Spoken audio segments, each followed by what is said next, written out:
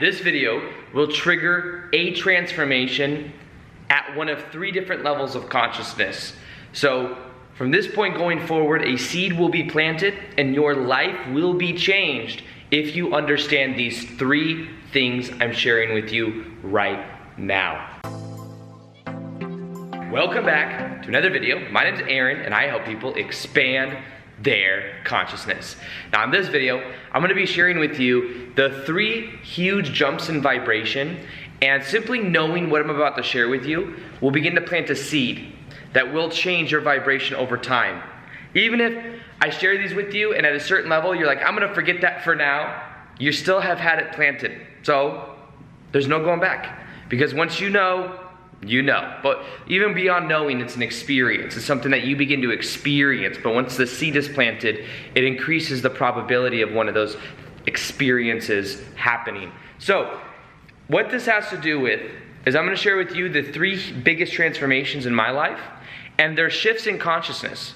And as many of you know, I have been using this chart a lot. This chart is the chart of consciousness. It's just written by me, so it's not necessarily as elaborate as you normally see on my screen. But we have different states of consciousness, and I got this chart from Dr. David Hawkins. It is in the book called Power versus Force, and it talks about how there's different vibrational calibrations for different emotions and different states of consciousness. Now what happens is throughout our life, we will shift through different states of consciousness depending on how we think, how we feel, and where we are. And there's certain jumps that we make that will allow us to get to higher vibrational states of consciousness. And when we make those realizations, those epiphanies, when we have those epiphanies, our whole entire life will change. And it won't be the same after that. And I believe right now what's happening on the planet is people all over the world are going through these mini shifts in consciousness, or big shifts in consciousness. I think that one of the reasons we chose to be here at this time was to go through a mass awakening, a mass raise in vibration and raise in consciousness. And so many people, it's amazing to see, because there's so many people that are waking up now more than ever. I remember 2012, I went through my first big awakening, and I'll share with you what that was here in a minute. But when I went through it, it changed my whole entire life. I didn't see the world the same way, but I also became aware that this is a time on the planet to be alive. This is a time of becoming aware of who we really are, because we forget who we are when we come here. The truth is, let me show you the truth about the matter. This is how it actually works. We are up here. When we're born, who is who we are. Enlightenment, joy, peace, higher vibrational emotions. But when we're born, we forget who we are. We go through traumatic experiences. We grow up, and there's anger, fear, guilt, and the lower vibrational emotions. And then there's a survival mode. Think of them as survival mode. And because of that, we remain in those states of consciousness because we think that's who we are. We identify with our ego. And then eventually what happens is, as we begin to become more and more aware of the ego, and then eventually disassociate and just observe the ego, we start to raise our vibrational frequency. So what's happening is people are becoming aware of, hey, I'm a spiritual being dreaming that right now I'm this human, and because I am aware of this, I don't have to react to things so much. So this is part of the process. Now, let me share with you the first big jump, the first big trigger and transformation that happens when you become aware of. And that is, a transformation happens when you go from anger to forgiveness. Anger to forgiveness. Now, what I'm about to share with you will help to trigger that transformation within you. So many of you know my story about my ex stepmom and how she was, when I was growing up. It was like me, my brother, and I had to deal with a lot of, someone that was very physically and mentally abusive. And even after my dad divorced her when I was 15, I felt a lot of anger, I felt a lot of resentment. Many of you have probably heard this story before. I know I talk about it a lot on the channel. It's just to show that you can go from a lot of pain to transcending it fairly quickly when you have this realization. So what happened was I was very angry with her, and I had a lot of resentment because I didn't feel worthy. But what happened eventually what happened is I learned how to observe my thoughts. to observe my perspectives. And as you see on the scale, neutrality is higher than the lower vibrational emotions, which are shame, fear, guilt, and the 100s and the 175 to anger, and then 200 is neutrality, or 250 is neutrality. I learned how to observe my thoughts. And when observing my thoughts, I could then see things from a higher perspective, a higher point of view. What I became aware of is that everyone is doing the best they can with where they are. Let me say that again. Everyone is doing the best they can with the level of consciousness they have. So when I was looking at my ex-stepmom, and think about it like this too. Say I have my energy field right here. Let me show you. So say I have, let me take this out of my mouth. So let's say I have my energy field right here. And, oh, there we go. Sorry about that. So say I have my energy field right here, and within my energy field, I am angry. I have this energetic disruption that says I'm angry about my ex-stepmom. Even though my ex-stepmom's all the way over there, I'm the one holding on to this energy. I'm the one holding on to the energy. So the key is not me trying to change her, because she will probably never, she won't change for a while. She's still the same way she was. My dad and my sisters still have to do, my sisters that's their real mom, they still have to deal with her. They don't really, at this point, they're not getting away from that. So, because of that, I'm not going to try to change her. I'm going to change within myself, and I'm going to understand. I'm going to first off understand her. She's doing the best she can with where she's at with her level of consciousness. So she's acting out of anger towards people. She's being controlling with people. So what I do is I say, and I'm able to look at her and say that that's the way she was probably treated when she was a kid. So she's just playing out some old drama. That's the way she treated. So it's not that I so much am going to heal in the way of try to heal her. It's more so that I'm going to heal my perspective within my own energy field of her by just understanding her. So everyone makes decisions based on their own level of consciousness. They have rationalized it somehow inside of their mind. They have rationalized. If they're acting out of survival mode and they're trying to control other people and they're being abusive, it's because that's either what they learned or they think they have to be that way in order to survive. You see, so it's not that it makes it right that I'm acknowledging that, but it does make it so that I understand it a little bit more. And if I understand it a little bit more, I can then forgive. I can then forgive. You're not forgiving someone even because they deserve it. I'm not even saying that. Some things, when I talk about my stepmom, my ex-stepmom, that you may have been way worse things. Many people have been through way worse things. I just use it as an example to show that I've done it so that many other people could do it too. However, you forgive because it's an act of compassion to you because you're the one holding on to the energy. So when you start to see that you're the one you're only hurting yourself by keeping it in your energetic field, because then what happens is you will walk around and meet other people that reflect these little wounds inside of you. Even after my ex-stepmom left my life when I was 15, I had people in my life that always reflected back that kind of person that were either mentally abusive. I had a manager at where I worked at Nordstrom's that was almost the same kind of personality, until I learned what I'm sharing with you right now, which is how to heal the past. And the way that you heal the past is by reframing why it happened also. Things in your past did not happen to you, they happened for you. If I didn't go through that pain, I may have not had my spiritual awakening back in 2012. So that pain led me to that pressure, which led me to awakening more and more. Many people, and this probably includes you, you've been through pain in the past. And that pain may have led you to this point right now, this level of spiritual awareness, this expansion. So it served a very powerful point. It served a very powerful purpose. The key is being aware of that. But the key to forgiveness, the key to letting go of anger is forgiveness. Forgiving the other person because they don't know what they're doing. They're at a certain level of consciousness. They're asleep. But you don't want to necessarily, that becomes a dangerous perspective, because then you say, oh, they're asleep, and what happens is then you start to judge them, and you're like, you're just asleep, and then that creates separation. They're just where they are. It helps you to understand them a little bit more. People do the best they can with where they are. If someone steals from you, it's because they believe in their own lack, and they don't believe in their own power, so maybe they steal from you, but what you can begin to do is forgive them because they are doing the best they can with where they are. They just may have learned growing up that stealing is one way to get around. They may have had experiences in the past of someone stealing from them, so they're just acting out different patterns. So that right there is a huge shift in transformation. When you go from anger to forgiveness, you start to understand where they're coming from. And part of that could still be saying no. Doesn't mean that you're like, oh, I just understand you now, I'm going to continue to take this abuse from you.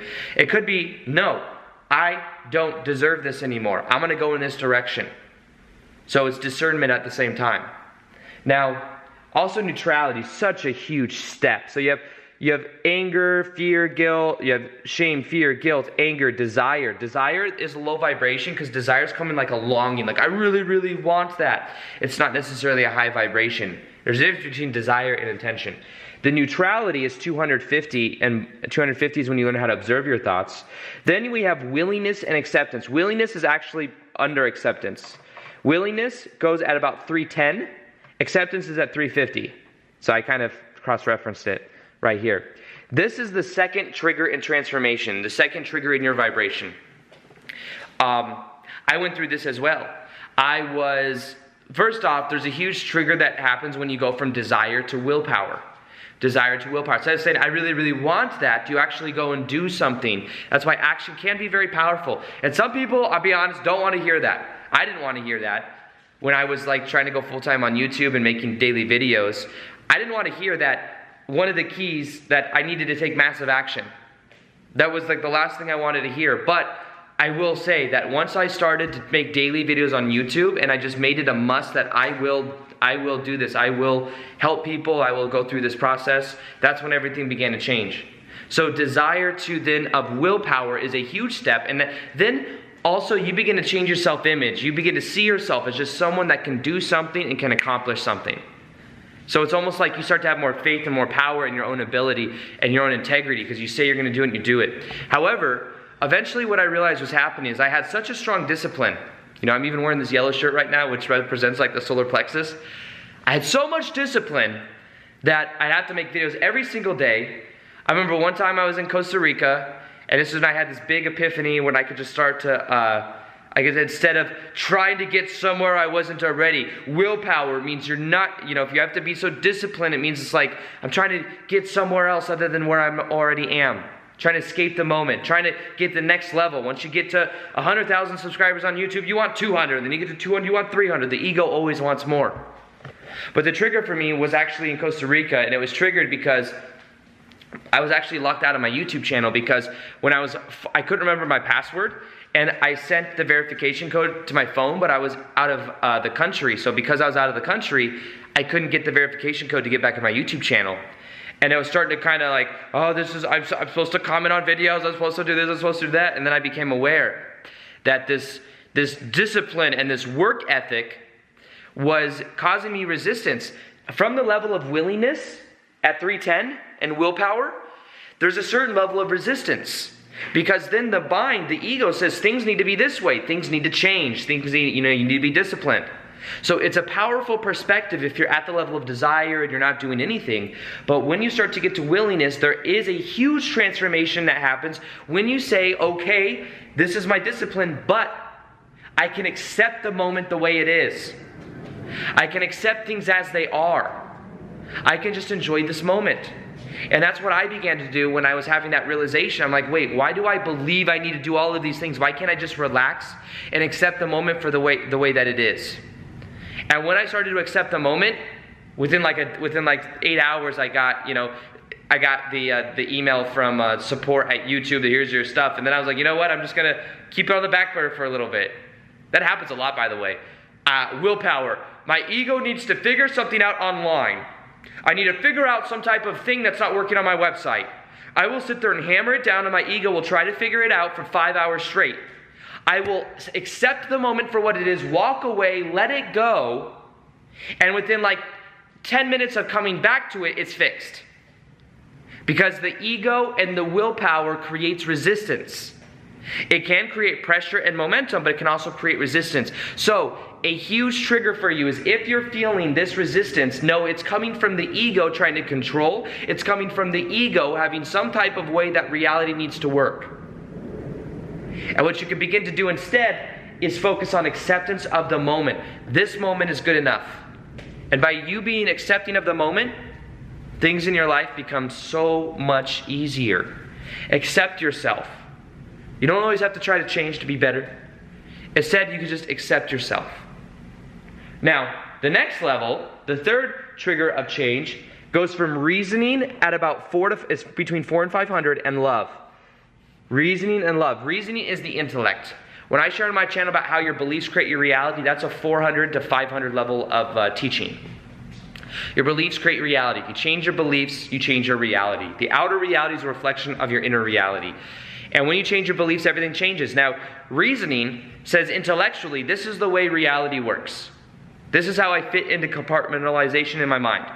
Einstein himself resonated at 499 because he was a genius, but in order for him to go into 500, he would have had to let go of all of his intellectual ideas. He may have been attached to them. Now, it doesn't mean that in order to go to 500, you have to be an Einstein. And in fact, it may be easier for some people to get into 500 if they let go of the intellectual ideas. That may have also been a big factor in not being able to pump into the next level. Now, here's the biggest thing. Life has no meaning other than the meaning you give it. There is no built-in meaning other than the meaning you give it. That is the most powerful understanding that we can ever come across, is that reality is meaningful because we give it meaning. We recognize the meaning in it. When we talk about it being a rainy day, it's a neutral idea. Things in life are new. Yes, there'll be more things that happen that some people would agree, yes, that's a bad idea.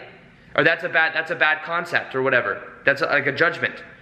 But it's a neutral idea that maybe we agree at a mass level that this thing happening on the planet was a negative thing, but we don't know the long ramifications of it over the course of 1,000 years of a big event happening. So what I'm saying by this is reasoning is the reasons we do things too. Why are we doing what we do? A huge transformation happens when we let go of reasoning and we get into being. Am I making a video right now because it's going to do X, Y, Z? Or am I just making a video right now? I'm not making a video for any reason. That's a higher level of consciousness. You do things for the sake of doing them. It's like doing the dishes, not because you can then have more food to eat, more dishes to eat on later. You do the dishes for the sake of doing the dishes. Then life becomes a meditation. You then move into being instead of trying to get somewhere else or doing things for reasons. And when you do that, you go beyond the ego. You get into a level of consciousness of love, of beingness. And you understand that then the separation goes away. As you go up that scale of consciousness more and more towards states of enlightenment, your ego becomes lighter and lighter, and you start to see it more for what it is. At the bottom, it's very heavy. Very heavy. Solid, heavy, dense, anger, shame, fear, guilt, neutrality. Then it starts to loosen up. You start to become aware of it. You start to observe your thoughts, observe your reasoning, and then you let it go and you get into love, and it's so much lighter. Do things because you don't have to have reasons behind everything. You see, this is a higher level paradigm, because when you do things for the sake of doing them, I can walk outside and ground myself.